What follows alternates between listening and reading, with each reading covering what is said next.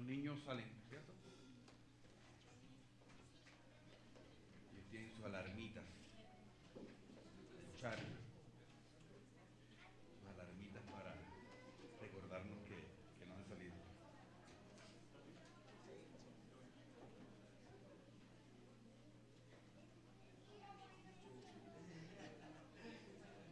Vamos a dar unos instantes en lo que los muchachos salen.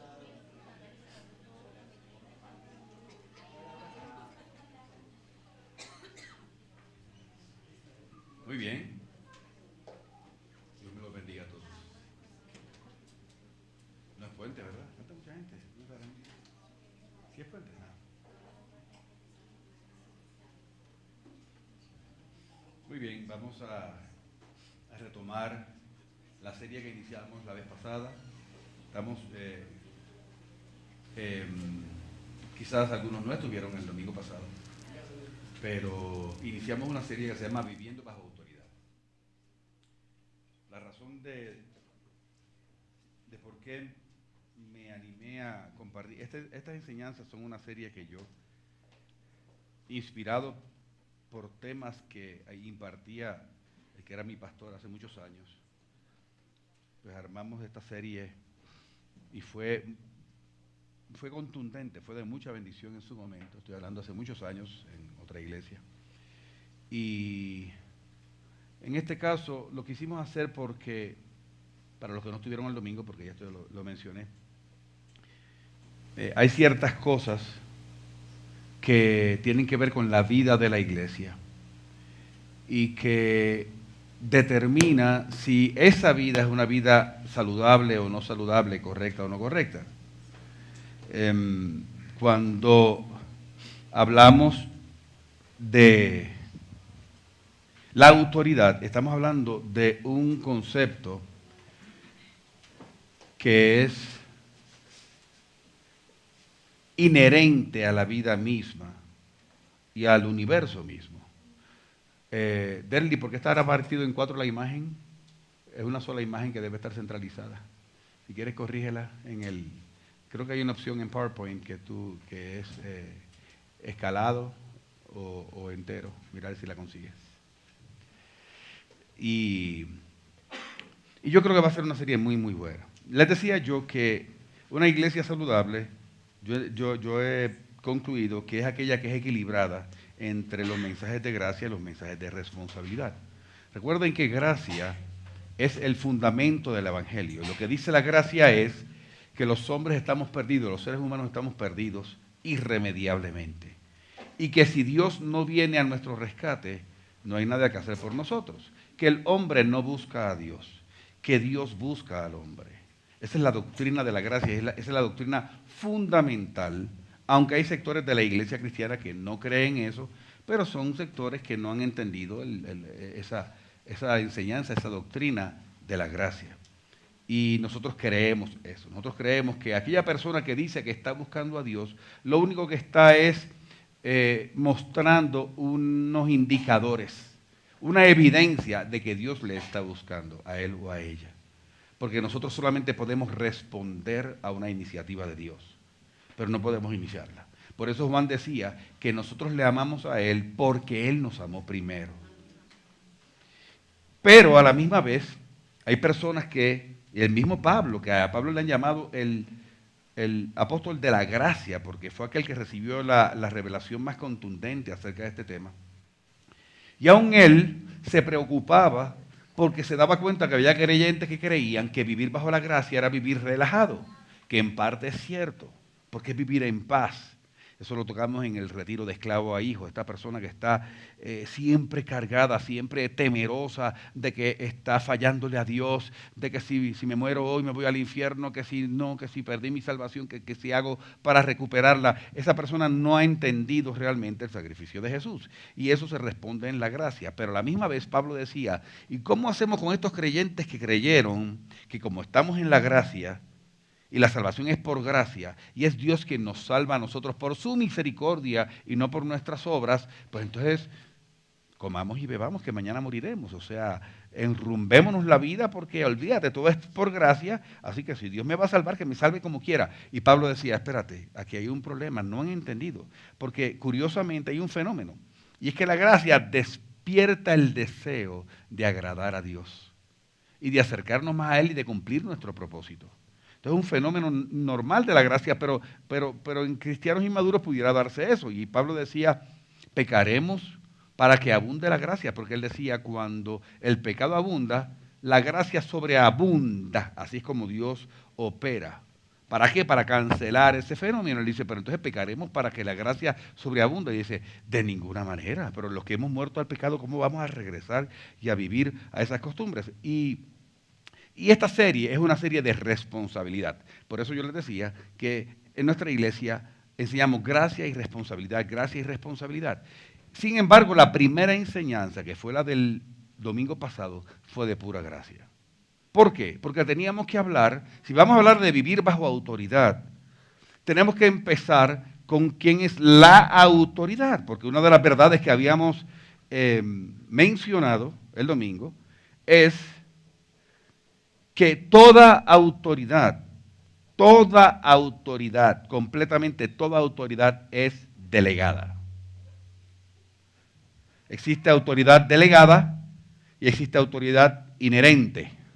Alguien pudiera pensar que mi autoridad es inherente, no delegada, si yo soy, por ejemplo, el fundador de una organización o de una empresa. Y como yo la fundé, pues yo quedé de presidente y nadie me puso ahí.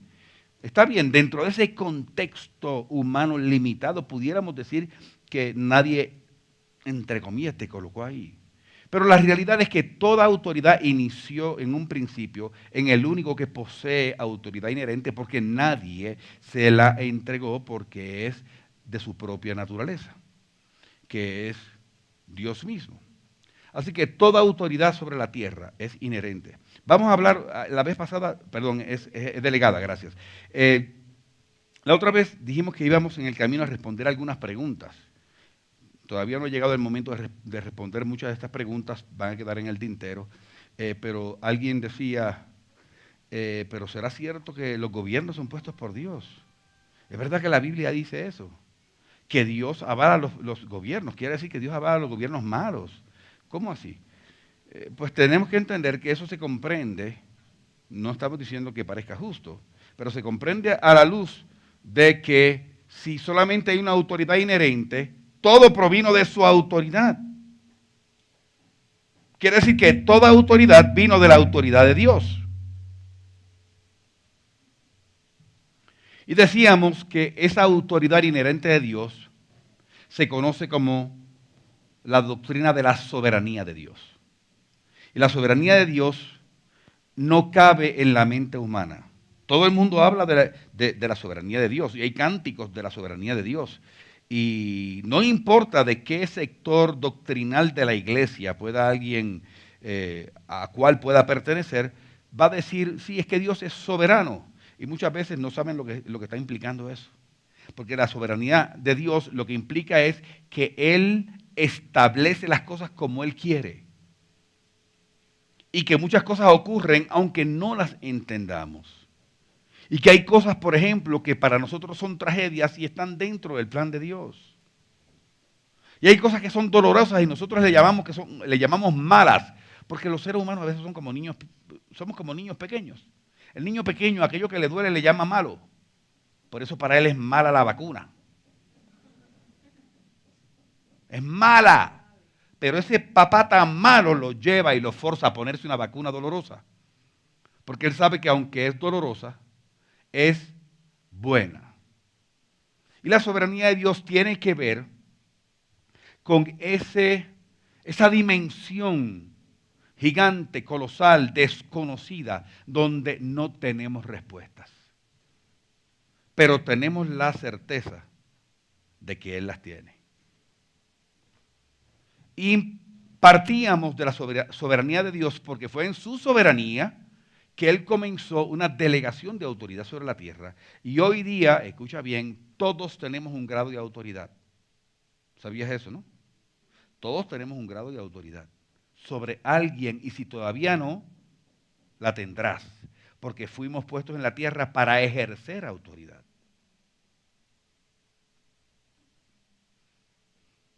La enseñanza de hoy se llama "Quien tiene la autoridad, también tiene la responsabilidad". Un poquito largo el título, pero para que no se te olvide. Quien tiene la autoridad, tiene también la responsabilidad. Es posible que cuando yo voy a hablar de autoridad, las personas enseguida piensan, pues, que nos van a enseñar cómo vivir bajo autoridad. Sí, claro que vamos a hablar de eso.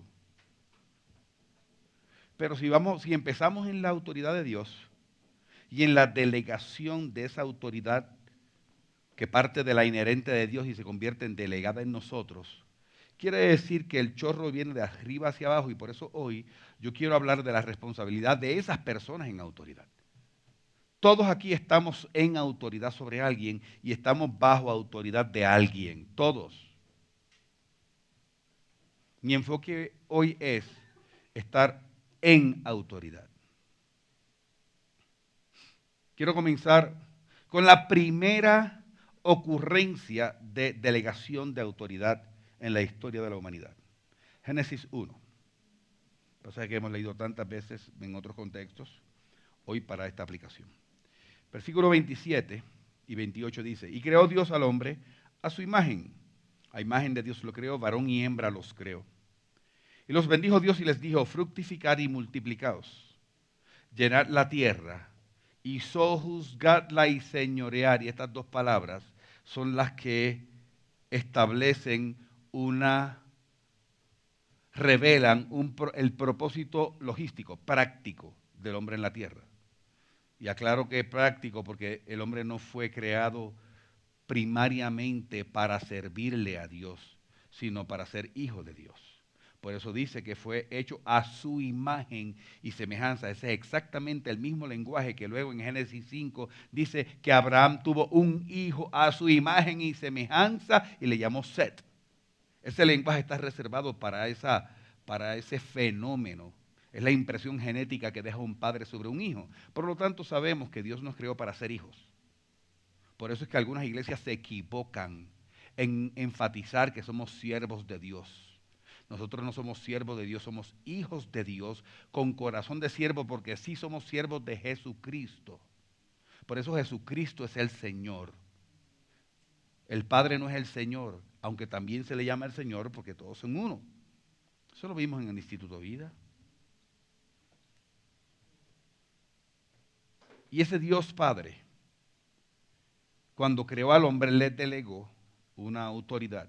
Llenar la tierra y sojuzgarla y señorear.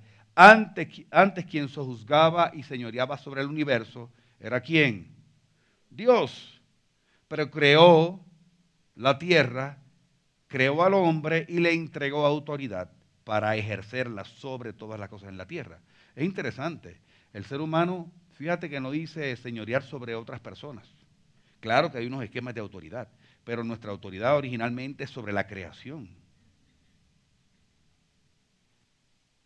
Ahora, el propósito de la autoridad, ¿por qué se delega autoridad? Si hemos dicho, porque me han escuchado decir esto tantas veces, que Dios es un Dios de propósito y lo que mueve a Dios son sus propósitos. Te tengo una mala noticia para aquellos que se sienten tan consentidos y tan pechichados. Dios no se mueve por tu necesidad. ¿O te habías dado cuenta ya de eso? La necesidad nuestra no mueve a Dios, son sus propósitos. Lo que sucede es que proveer nuestra necesidad es parte del propósito de Él. ¿Me estoy haciendo claro? Pero es importante que regresemos a Dios. Él es la fuente de todo. Y Él opera por propósitos, todo. Salomón dijo que todo lo que Dios hizo tiene su propio fin, y fin refiriéndose a finalidad, a propósito. Y si Dios realmente es de propósito, quiere decir que Él delega autoridad con un ¿qué? Con un propósito, claro. La pregunta que yo les hago, si razonamos un poquito, ¿para qué una persona le delega autoridad a otra? Claro. Solamente para eso. Yo no sé quién lo dijo, si fue Andrea o si fue, bueno, uno de ustedes. Para cumplir un propósito. Se delega autoridad para cumplir un propósito. La autoridad representa responsabilidad.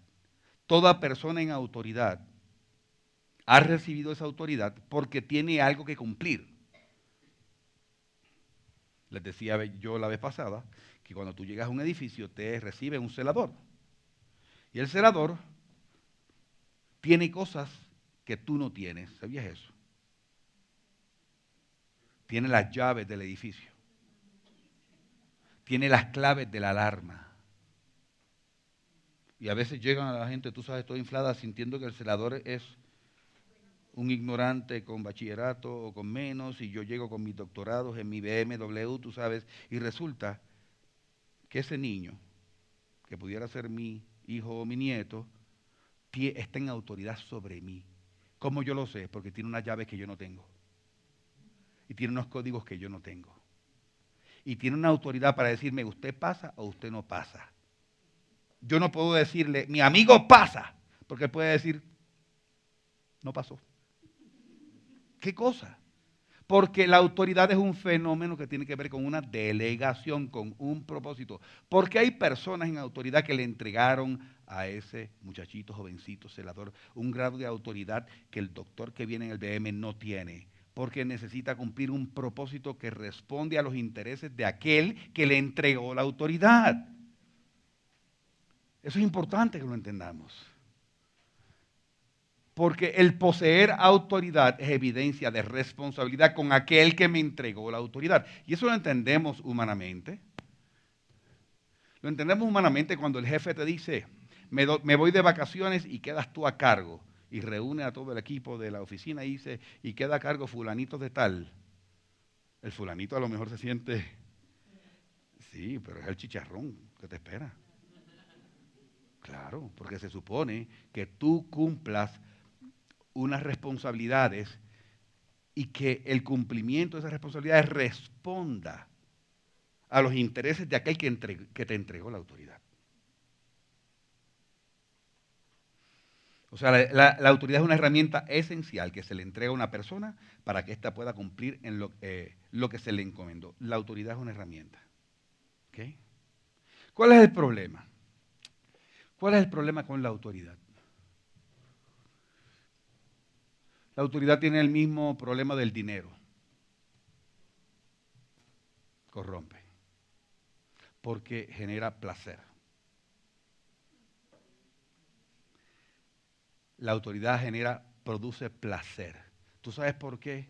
Porque las cosas que fueron inherentes a la creación y al diseño están hechas de tal manera que generan placer, porque es parte del diseño. Es para que tú te goces ejerciendo aquello que Dios te mandó a hacer. Fíjate que dijo, fructificar y multiplicados. Y todo el mundo sabe el placer asociado a la multiplicación. Y cuando dice sojuzgad, también en la fibra viene ese placer de ejercer la autoridad para cumplir un fin. Pero es como el dinero que corrompe. Hay personas que han dicho, si quieres saber si alguien es un buen amigo, dale plata. Otros han dicho, si tú quieres saber si alguien es un buen amigo, dale autoridad. Porque los amigos se conocen cuando realmente se les entrega autoridad. ¿Cuántas amistades se han perdido? Porque le dieron autoridad a alguien sobre el otro y ese otro se dio cuenta que el amigo no era tan amigo. ¿Por qué? Porque cuando encuentra la adrenalina que produce el poder, empieza a utilizarlo para sus fines y la autoridad siempre es entregada para los fines de alguien más, quien me la entregó. No es para mis fines. La persona que usa la autoridad para sus fines se le llama de una palabra que en Colombia se conoce, corrupto. No importa a qué nivel, sea en la casa. Hay esposos corruptos, hay padres corruptos que usan la autoridad para su propio beneficio y para su propio placer. Hay jefes corruptos, hay pastores corruptos. Recuerden que todos tienen algún grado de autoridad.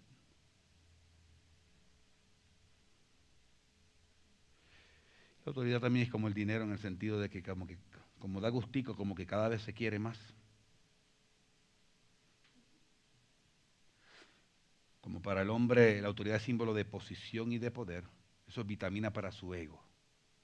Y como nos gusta que nos reconozcan y que nos vean, y normalmente, y sobre todo en nuestros países tercermundistas, qué cosa tan terrible, hay como un servilismo. Y como, o sea, somos por naturaleza eh, caudillistas. No nos gustan los equipos de trabajo, nos gusta el jefe. Dígame qué hacer jefe. Y entonces va y se le trae el tintico al jefe y se le lambonea y se le... Ok, a veces de buen corazón, eso no es que esté mal, lo que estoy diciendo es que como que somos así. Entonces, ¿qué sucede? Que el jefe ve que todo el mundo le corre, todo el mundo le trae tinto y todo el mundo... Y eso está rico que le sirvan a uno, pero eso corrompe. Entonces, la realidad lamentable es que muchos buscan placer sin responsabilidad. ¿Te has dado cuenta de eso? El hombre natural por ahí tiene hijos regados y no los reconoce. Y cuando se entera que la novia está embarazada, la manda a abortar.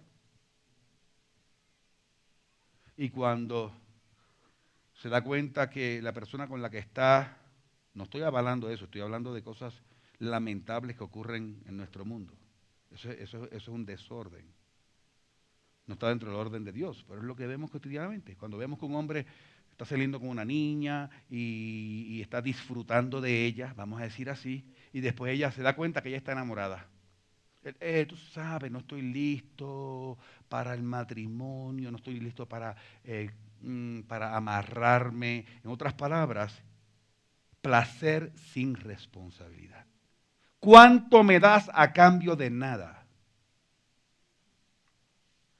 Así es el mundo. A la gente le encantan las cosas gratis. Queremos beneficios que no cuesten ni dinero ni esfuerzo. Placer sexual sin compromiso. Algunos quieren una iglesia donde sientan la presencia de Dios, donde le profeticen, donde la alabanza sea tremenda, donde el pastor predique tremendo, pero donde no hablen de diezmos. ¿Qué nos está pasando? Beneficios sin responsabilidad. Placer sin devolver nada a cambio. Completamente desencajado del diseño de Dios. Que yo tire el papelito y que otro lo recoja.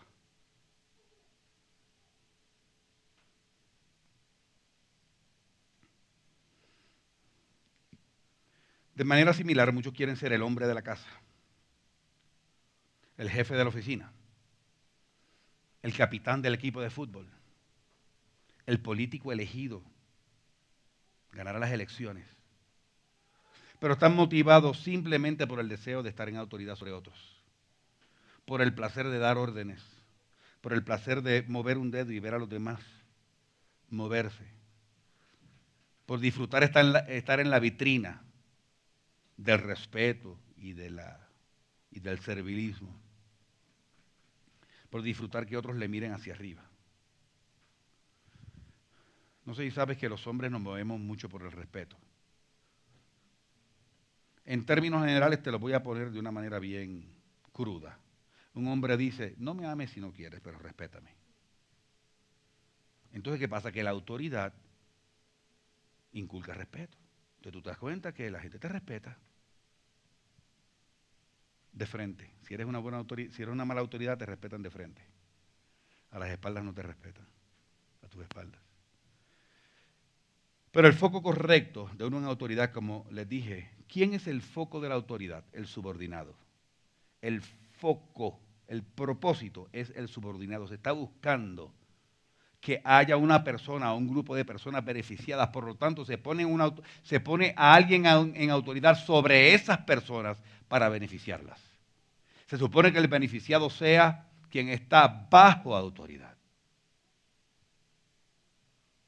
Yo he escuchado mujeres decir, y mujeres que han fracasado en su matrimonio, por ejemplo, más de una vez, que tienen fama de rebeldes y que los maridos, mejor dicho, la dejaron por rebeldes. Mujer, no seas rebelde, no lo sea. Pero he escuchado más de una mujer decirme, pastor, de verdad sabes que yo no soy rebelde. Si a mí me trataran bien, yo estaría sujeta, feliz. no tengo problema en obedecer a mi hombre y seguirle, hacer lo que él me diga, pero que me ame y me... Entonces, fíjate, claro, la sujeción no se supone que es condicionada. Estoy hablando de cómo es el corazón de una persona que realmente ha sido maltratada por la autoridad. No hay problema con estar bajo autoridad cuando esa autoridad te dignifica y te protege y te ayuda y te consiente, te empodera, te eleva.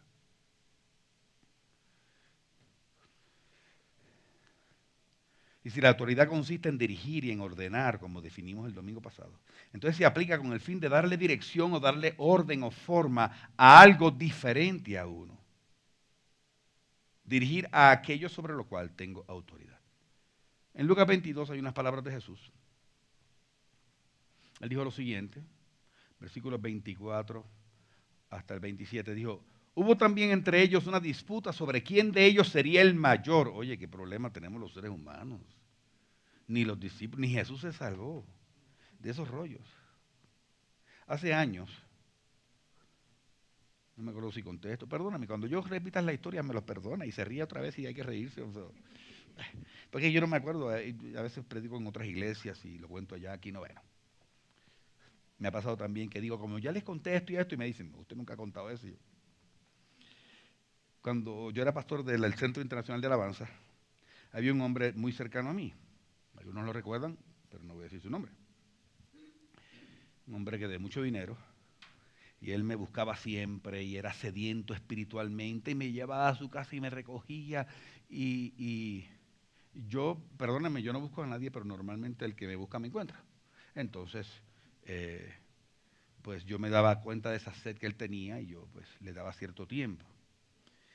Y me acuerdo que al tiempo, ya habían pasado un par de años, él seguía muy cercano a mí y él me decía, pastor, tú sabes, tú perdóname, pero lo que pasa es que hay cosas que a mí no me gustan de la iglesia. Yo decía, cuéntame, dime qué te puede estar afectando. Y me dice, pastor, voy a repetir las palabras de él, a mí me dan hasta como pena, ¿no? Pero él decía, pastor, es que tú eres espectacular, yo siento que tenemos el mejor pastor del mundo, pero tú estás mal rodeado. Me decía, tú estás mal rodeado. Y yo le decía, ¿de verdad que sí? Entonces yo me imaginaba a quién se refería, pues yo tenía unos hombres a mi alrededor y mujeres, sus esposas. Pero cuéntame, es que usted, pastor, tú no te das cuenta, es que, y él como que no se atrevía a decirme. Y yo le decía, ¿mal rodeado por qué?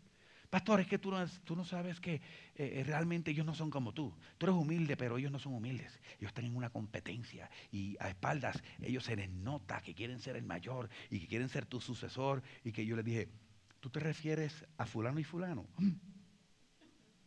Y me dice, ¿tú sabes? Y yo, sí, claro. La competencia entre fulanito y fulanito. De verdad, pero tú sabías, pastor, yo creía que tú estabas ciego a eso. ¿Por qué ciego? ¿Y tú qué vas a hacer? Nada. ¿Pero cómo que nada? Dice, nada. Ellos tienen que crecer, están creciendo al lado mío. Y le traje esta historia.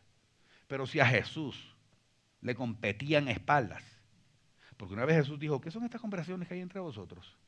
En otras palabras, que ellos, no, le pasa que yo digo,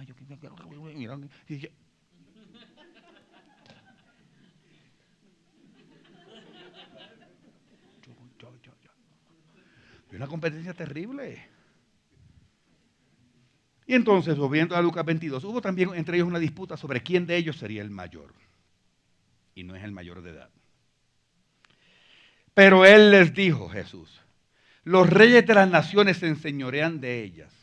Y los que sobre ellas tienen autoridad son llamados bienhechores. Mas no así vosotros. Sino sea el mayor entre vosotros, el mayor refiriéndose al más importante, aunque también se refiere a edad, porque la tradición era que el menor le servía al mayor.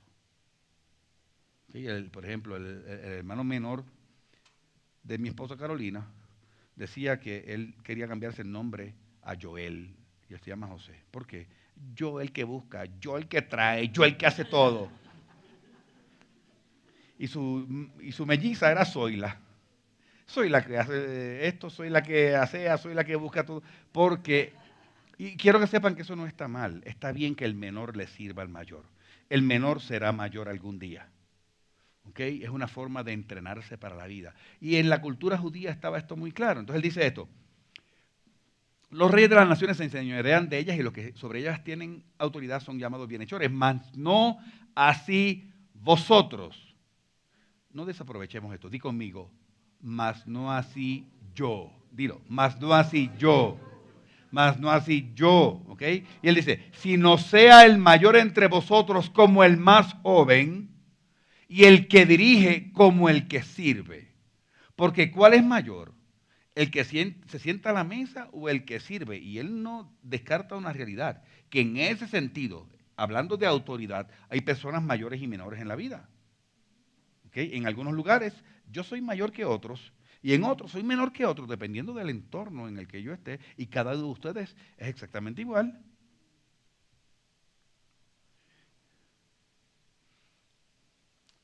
Porque ¿cuál es mayor? ¿El que se sienta a la mesa o el que sirve? No es el que se sienta a la mesa, mas yo estoy entre vosotros como el que sirve. Algunos han dicho que Jesús en esta experiencia, en este episodio, él cambió el paradigma de la autoridad. Yo creo que él no tanto lo cambió, yo creo que él lo definió, creo que él lo reveló. Yo creo que lo está diciendo todo el tiempo debió ser así.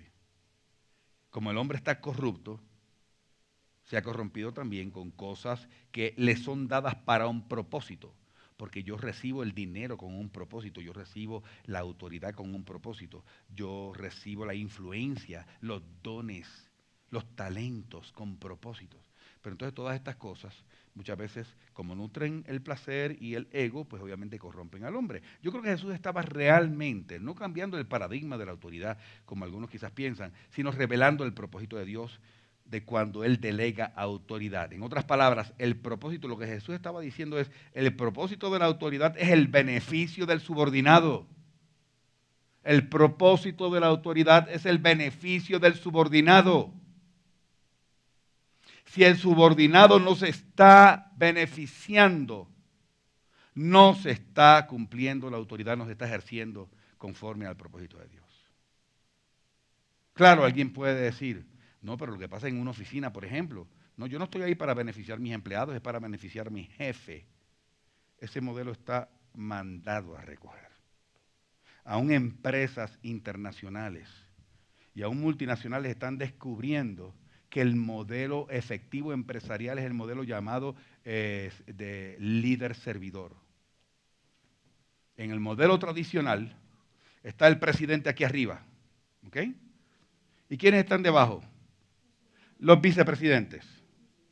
Y debajo de los vicepresidentes, debajo de cada vicepresidente hay ¿qué? Quizás varios, llamémosle directivos, directores. Y debajo de cada director, ¿qué hay? Pues varios gerentes. Y debajo de un gerente, a lo mejor supervisores. Y a lo mejor, o subgerentes, y debajo de los supervisores. Y debajo de los supervisores, pues los empleados, a lo mejor servicio al cliente, el que está atendiendo al cliente.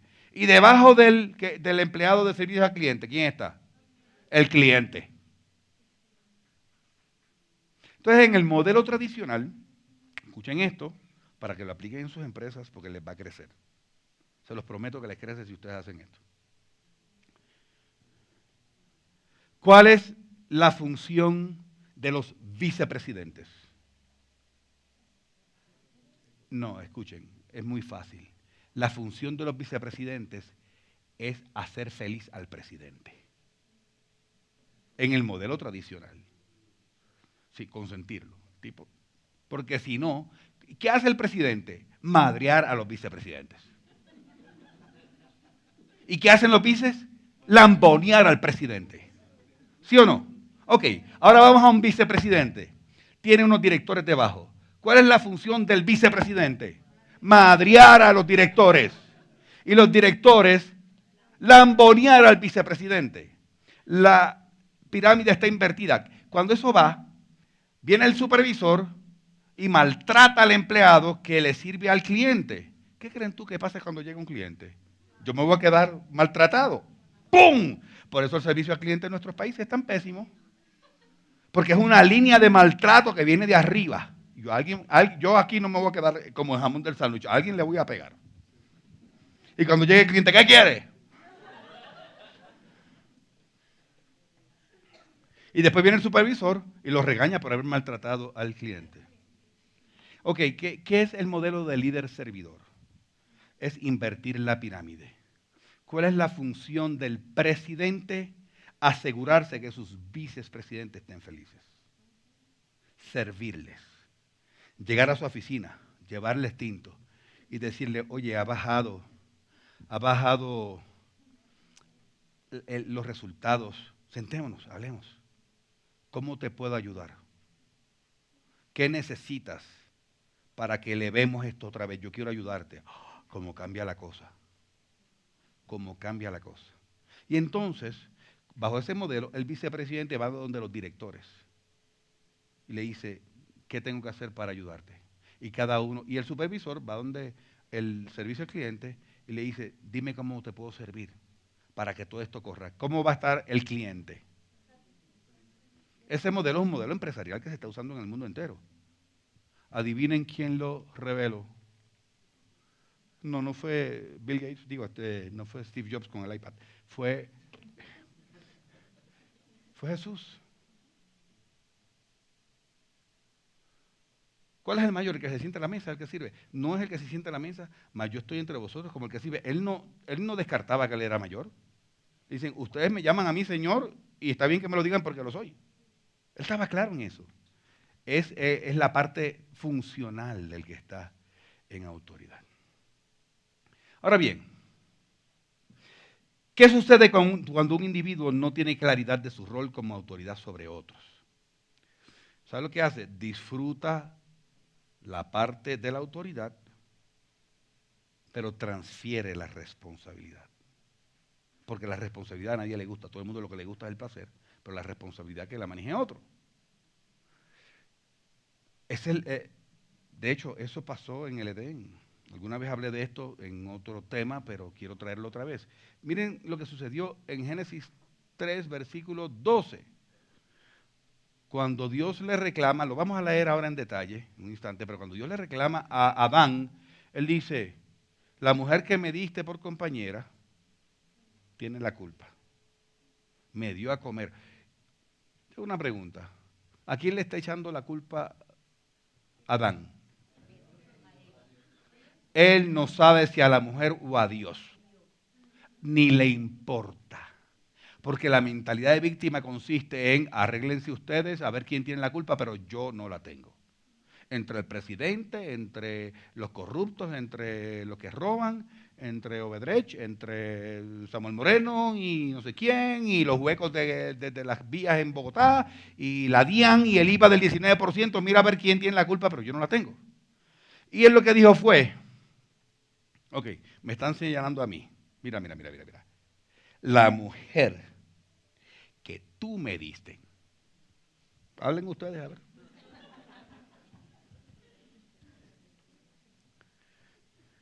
Esa fue la primera manifestación del pecado en la humanidad, la primera, mentalidad de víctima, renunciar a la responsabilidad. Y hoy en lo cotidiano, el jefe le echa la culpa al empleado, no porque cuando le reclama al supervisor, lo que pasa es que yo le encargué a fulanito, es que, ¿sí o no? Ustedes que trabajan en entornos laborales, ¿sí? ¿Nadie le echa la culpa a nadie nunca? ¿Sí? ¿O todo el tiempo? El jefe le echa la culpa al empleado, el marido le echa la culpa a la mujer se la echa al marido, el pastor le echa la culpa a la iglesia, la iglesia le echa la culpa al pastor. En fin, el hombre se ha dedicado a culpar a otros de sus propios fracasos. Pero hay un principio que es ineludible. Quien tiene la autoridad tiene también la responsabilidad. Vamos al pasaje este de Génesis 3. Y en esta última parte quiero que desglosemos un poquito esta experiencia para que aprendamos. Génesis 3, versículo 6 dice, y vio la mujer, ¿quién fue? La mujer. Por si acaso, Dios ratificó después del pecado la autoridad del hombre sobre la mujer, pero quedó implícita desde antes. Dios creó al hombre y dijo, no es bueno que el hombre esté, por lo tanto le voy a hacer una, no dice compañera, dice una ayuda idónea. Eso habla de jerarquía. ¿Ok? El hombre bíblicamente es cabeza de la mujer. Lo que pasa es que en algunos hogares el hombre es un cabezón en lugar de cabeza.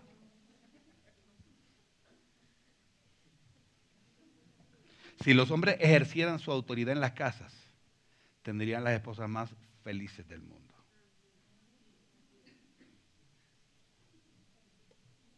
Es más, hace poco hablaba con una mujer que está separada hace muchos años y que los que la conocen consideran que es bien rebelde, porque es como una, sí, como un petardo, es una energía y todo, y que no, y ella resiste.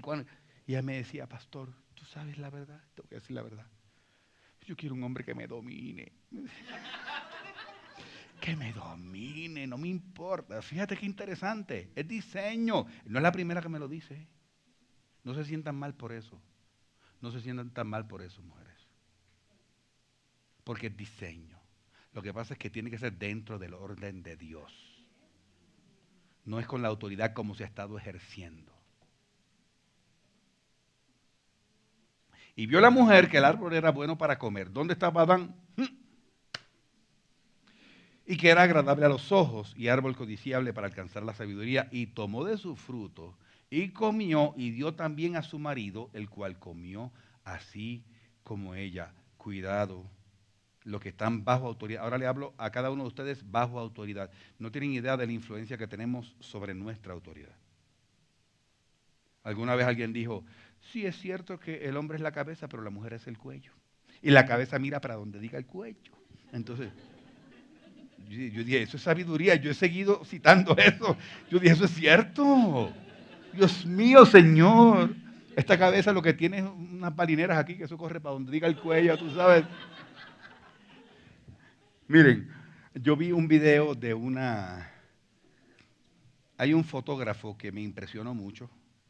En Netflix él sale, porque tiene es tan hábil en sus fotos blanco y negro que lo han puesto, él ha salido en las revistas más importantes y sus modelos son celebridades. Él tiene fotos de todo el mundo, hace 30 y pico de años, a todos los presidentes lo ha fotografiado, a los artistas más importantes de Hollywood, y es un hombre simpático, humilde y todo, y entonces el próximo que le enviaron para tomarle la sesión de fotos era Colin Powell. ¿Alguien sabe quién es Colin Powell? Okay. El general Colin Powell. Mire, ¿quién es Colin Powell? Un moreno gringo, pero el berraco. General 5 estrellas fue, él fue el jefe de Estado, bueno, él fue el que condujo, él fue el mastermind, el cerebro de la victoria del Golfo Pérsico. Un hombre admirado en Estados Unidos, mejor dicho. Y un hombre que ni sonríe, bueno, sonríe un poquito, pero tú te das cuenta es un colérico. Y entonces el fotógrafo tiene la costumbre de, mientras va acomodando los focos y las cámaras y eso, le busca conversación a su víctima.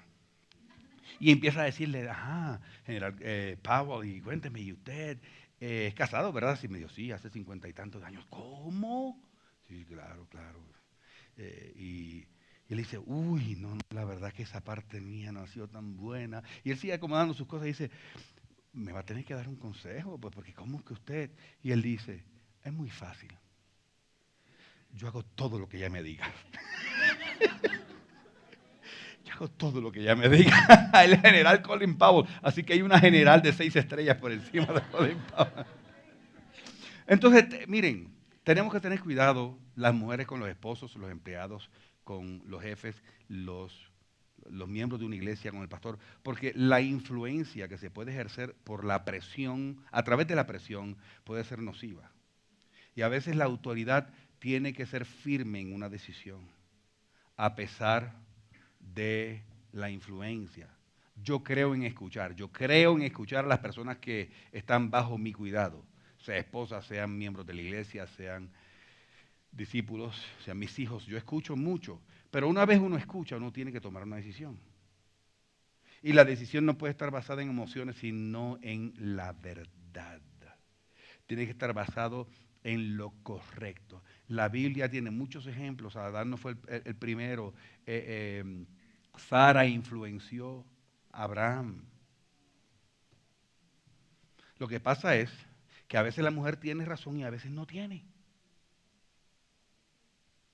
A Adán le dijo, por cuanto escuchaste la voz de tu mujer, y después vino todo el castigo. Por eso algunos dicen, por eso yo no escucho a mi mujer. Es una orden bíblica. Pero resulta que a Abraham le dijo, escucha a tu esposa Sara, lo que te está diciendo, cabezón. Entonces a veces hay sabiduría y hay que, el que está en autoridad tiene que detectar, tiene que discernir sabiduría para saber cuándo acatar en una dirección y cuándo resistir y decir, yo te entiendo. Vamos a ver cómo resolvemos eso, pero no es por ese lado. Porque por eso es autoridad.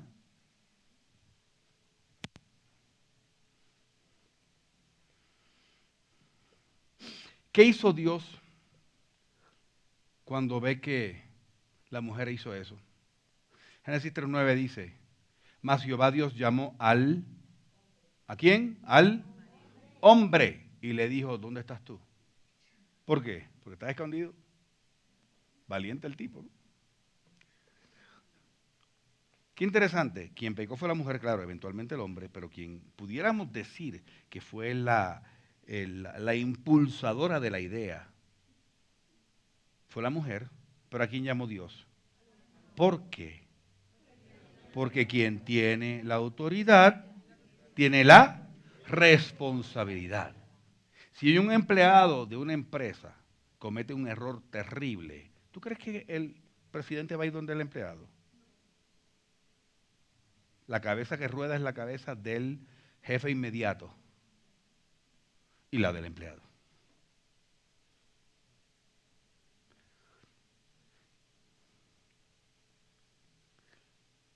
Ahora yo les dije que el subordinado tiene un efecto sobre la autoridad, pero lo contrario es todavía más contundente. Los que estamos en autoridad tenemos mucho efecto sobre las personas, ¿sí sabías? Mucho efecto. Mucho es mucho. Y no se detiene en el hogar, porque ya es contundente, los padres sobre los hijos, contundente. Pero todavía en la iglesia el pastor tiene mucha influencia sobre las personas. A mí eso me da temor y temblor, créanmelo. Y debería. El jefe tiene mucha influencia sobre los empleados, para bien o para mal. Entonces miren qué bonito este escenario. En Génesis 3:12, leemos otra vez lo que leímos hace un rato. Y el hombre respondió, cuando Dios le reclamó, el hombre respondió, la mujer que me diste, que tú me diste por compañera, me dio del árbol y yo comí. Entonces, Jehová Dios dijo a la mujer, noten qué hizo Dios. Habíamos dicho que Adán acusó a Dios, ¿sí o no? ¿Será que Dios es medio inteligente? Un poquito. ¿Habrá captado la insinuación de Adán? ¿Se ofendió Dios? No se ofendió. Uy, increíble. La autoridad no se puede ofender. Cuando la autoridad se ofende, pierde el norte y no puede gobernar bien. Y a veces a mí me han dicho cosas bien feas, créanmelo,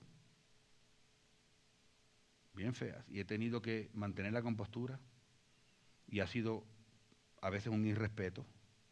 Pero esas personas que golpean el escritorio y dicen, a mí me respetas porque yo así que... Bajaste puntos por todos lados y ya no hay nada que hacer. La autoridad tiene que primero tener compostura.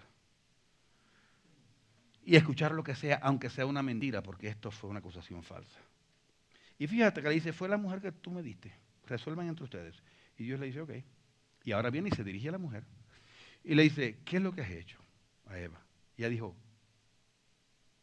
la serpiente me engañó y comí. Claro, modelos. Los que estamos en este mundo y estamos en autoridad nos constituimos en modelos para los otros. La mujer vio y dijo, le funcionó y me echó la culpa. No, yo tengo que pasarla para adelante. No, la serpiente que tú creaste, mira a ver qué hace. Y luego vemos que Dios le habla a la serpiente también. Y luego viene en reversa. Y atiende luego a la mujer y atiende al hombre. Lo interesante es, bueno, no me voy a adelantar. Terminamos en unos instantes.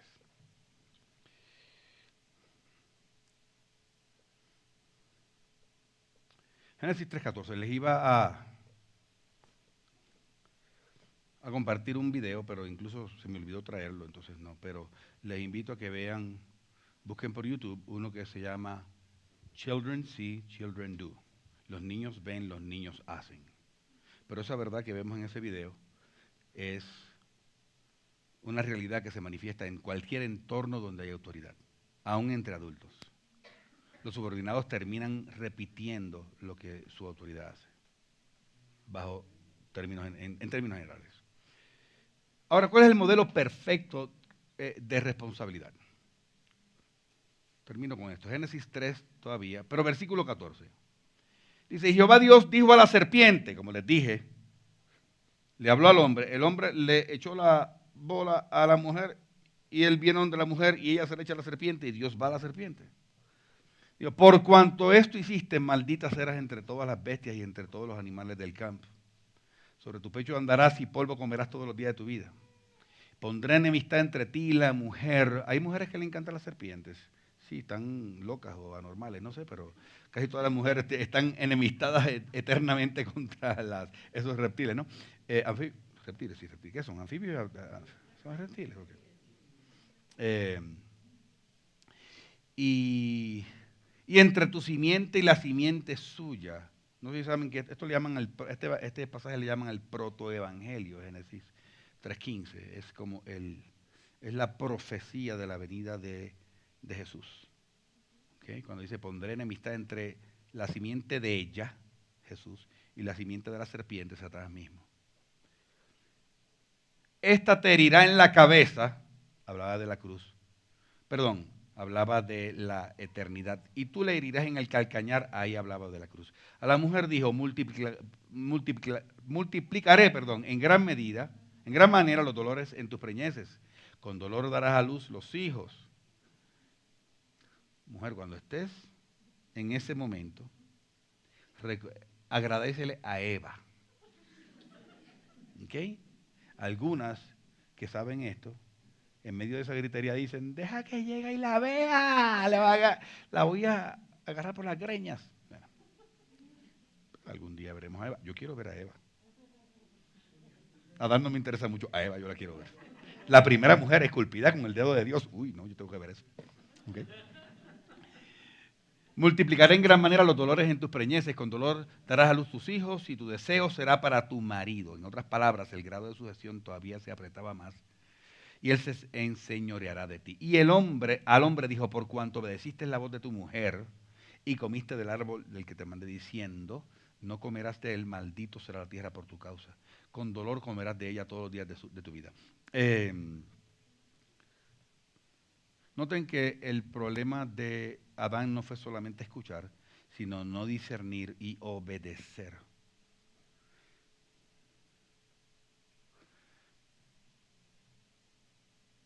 Sin embargo, quiero entonces terminar con esto. ¿Qué hizo Dios cuando el hombre falló? Fue y obviamente lo confrontó. ¿Pero qué sucedió cuando lo confrontó? Actuó inmediatamente.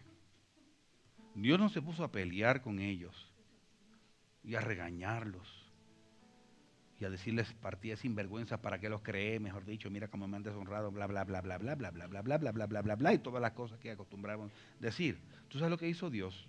Actuar. Actuar. ¿Tenían la culpa? Mira, si seguimos, sabemos que Dios no tiene culpa en el sentido que Dios no peca. Pero tenemos que entender que Él originó de alguna manera eso. Él sabía que eso iba a suceder y como quiera creó al hombre y la mujer. ¿No has pensado en eso? Esa es una de las gran preguntas de los escépticos. Si Dios sabía que el hombre iba a pecar, entonces ¿por qué lo creó? Yo sé la razón. Porque le dio la gana. Y porque es soberano. Porque hay un plan que todavía no alcanzamos a ver. No podemos verlo todavía. Nuestra mente finita no lo atrapa. Vamos a estar de pie, por favor. Y lo más lindo de todo esto, ¿tú sabes qué es? Que como el hombre perdió la conexión con Dios, por eso yo creo en la gracia de Dios. Por eso yo creo que no fue el hombre quien fue corriendo a buscar a Dios. Porque Dios restituyó el error. Dios asumió su rol como autoridad. Y Él se sacrificó, porque el sacrificado en la gestión salvadora del hombre fue Dios, no fue el hombre. Algunos, ay, que esta vida cristiana, tú sabes, pesada, porque no sé qué, porque la gente rechaza a uno, porque mire, déjese de estar llanteando, ¿no? Y quejándose. Primero, la vida cristiana es un espectáculo. Es vivir conectado con Dios y con su propósito. Es que hay muchas pruebas, más pruebas hay fuera. Y no tienes remedio, ni tienes esperanza, ni tienes el apoyo del Espíritu Santo.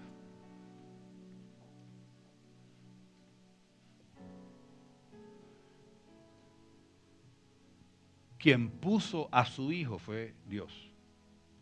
Quien lo mandó a la cruz fue Dios. ¿Tú sabes por qué? Porque quien tiene la autoridad tiene también la responsabilidad. Qué interesante que Él no exoneró al hombre. Él no dice que el hombre es inocente, no, el hombre es culpable. Porque a fin de cuentas, quien comete el acto es culpable. Pero Él sabía que Él estaba en autoridad sobre el culpable. Y la autoridad del culpable aparece y se hace presente para de alguna manera restituir y subsanar. Cierra tus ojos. Quiero que reflexiones en lo siguiente. Un par de preguntas para ti. No para responder, para reflexionar. Y aclaro que hoy he hablado mucho del varón, pero que la mujer es una autoridad puesta en la tierra también.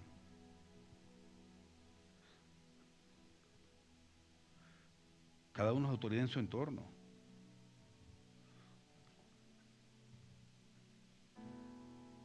Hace poco un pastor, mantén tus ojos cerrados, solamente escucha esto.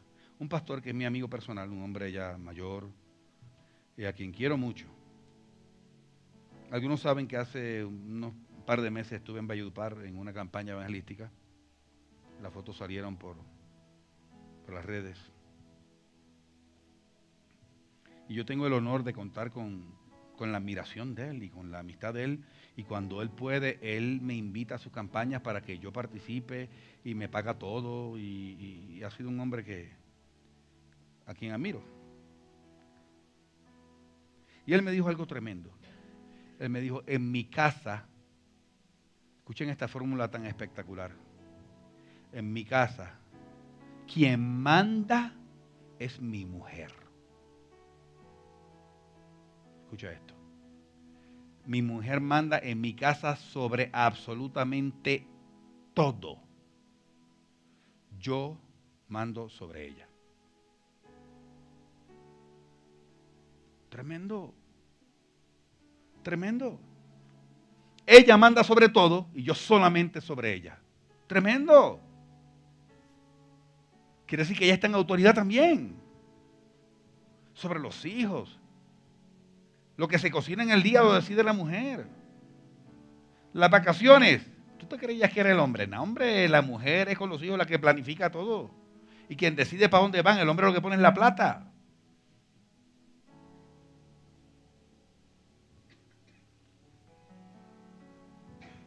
Ahora yo te pregunto,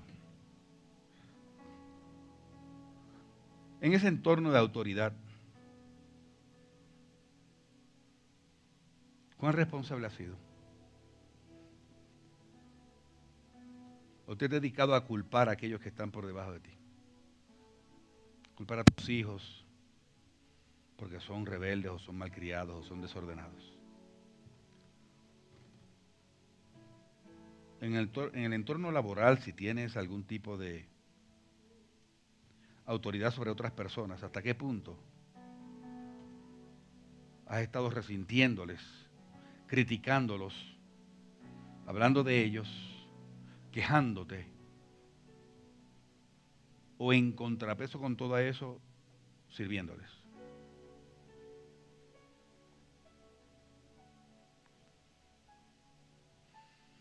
Servir no quiere decir, no es servilismo, no es rebajarse, no es atontarse, la autoridad sigue siendo autoridad. Desde arriba es que se sirve, pero se sirve.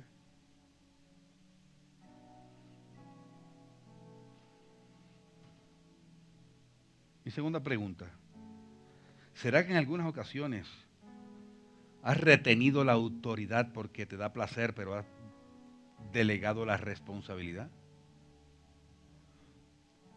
¿Hasta qué punto disfruto la poltrona, la vitrina de estar sobre otras personas? Pero en la medida en que yo culpo a esas personas, yo les estoy entregando autoridad.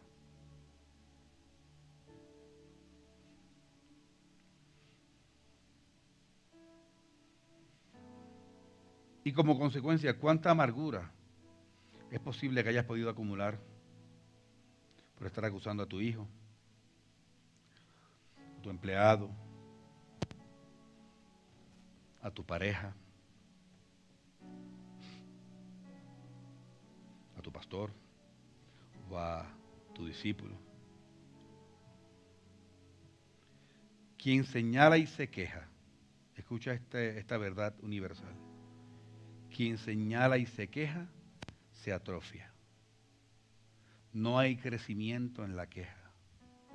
No hay crecimiento en el señalamiento. No hay crecimiento en delegar la responsabilidad. A veces debemos delegar la autoridad, pero nos resistimos porque no, es muy sabrosa. El peor escenario para una persona natural es mucha responsabilidad y poca autoridad. Pero hay que pasar por esa, como el niño menor de la casa. Si no hemos lavado baños, si no hemos servido tinto, si no le hemos amarrado los zapatos a alguien. Mire, amarrarle los zapatos al pastor o al papá o al jefe, eso es fácil, por el modelo que ya les dije de siempre servirle al de arriba. La pregunta es, ¿te doblas a amarrarle los zapatos a alguien que está a un nivel igual al tuyo? ¿O a alguien que está por debajo? Ahí es que se define realmente si estás sirviendo correctamente. Cargarle los libros al jefe, al maestro, al pastor, eso es muy fácil. ¿Te esmeras igualmente por servirle a los que están por debajo de ti? Tú haz eso y tú vas a ver tu vida cambiar.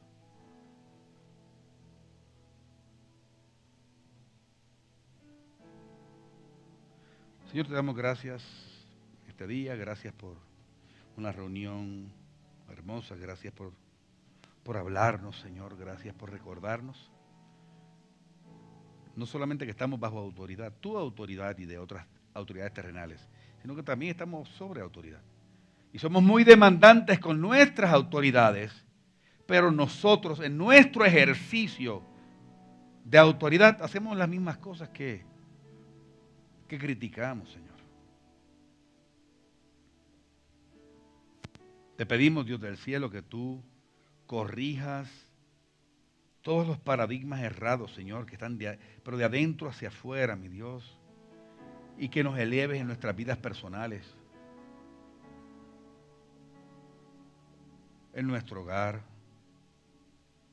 en nuestra oficina, en la iglesia.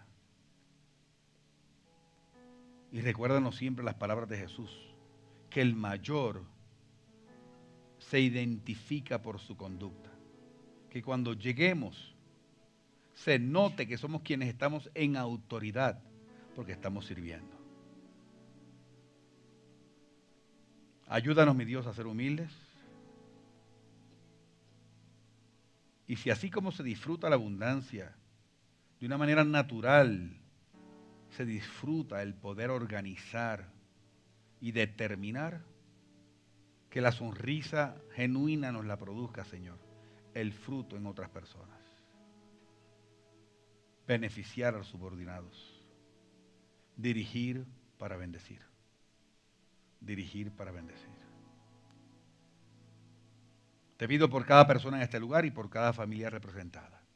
Y en el nombre de Cristo Jesús, yo te pido, Señor de los cielos, que tú trabajes esta palabra en sus conciencias y que quede implantada como una semilla, Señor.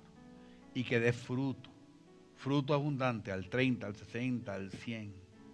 Y que pueda manifestarse, mi Dios, en acciones acciones concretas, acciones que propenden, Señor, a la prosperidad, a la abundancia, a la felicidad, no solamente personal, sino de las personas que rodean, Señor.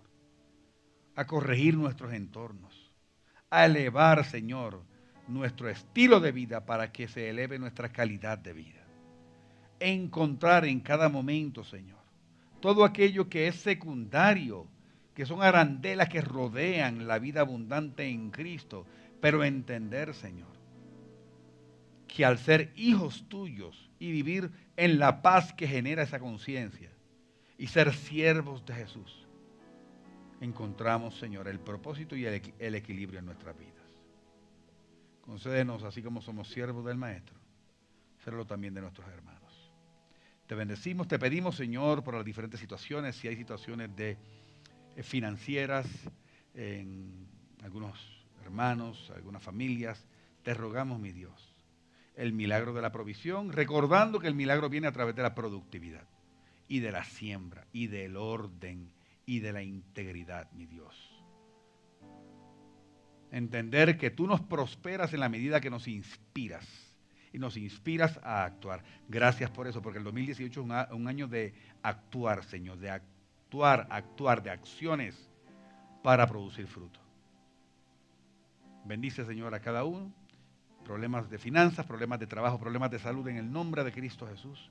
Problemas legales, el que sea en el nombre de Jesús hoy día, Señor, los ponemos en tus manos. Lo ponemos y clamamos delante de ti, pero descansamos también. Descansamos en tu amor, en tu gracia y en tu soberanía. Y enséñanos, Señor, qué nos toca a nosotros hacer, porque usualmente hay algo que hacer. Por eso te damos gracias. Oramos estas cosas con gratitud, Señor, y en el nombre precioso de Cristo Jesús. Amén y amén. Dios me lo bendiga. Estamos saliendo tempranito.